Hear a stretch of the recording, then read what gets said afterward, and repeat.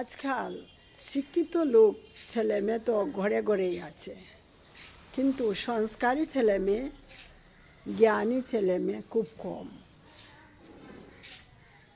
জ্ঞানী, সংস্কারী, বিবেকবান ছেলে মেয়ে না হলে সংসারে উন্নতি কোনোদিনও আসে না।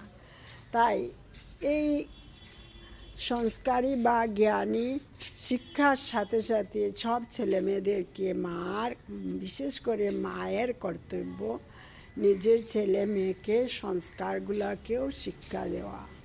কারণ সংস্কার যদি না শিখেতে ভবিষ্যতে যে ছেলে মেয়েগুলো ভালো হবে না।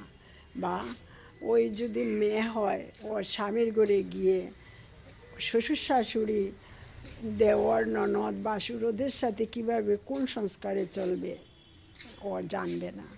তাই ওকে সংস্কার, বিশেষ করে মেয়েকে হোক আর ছেলেকে হোক, মায়েরা সংস্কার শেখাতে হয়। সংস্কারই হলো বড় শিক্ষার একটা অঙ্গ। তাই সংস্কার কী জিনিস, বিবেক কী জিনিস, জ্ঞান কী জিনিস, বুদ্ধি কী জিনিস, এই জিনিসগুলোকে মা সন্তানদেরকে শিক্ষার সাথে সাথে এইগুলোকে শেখানোর চেষ্টা করা আবশ্যক।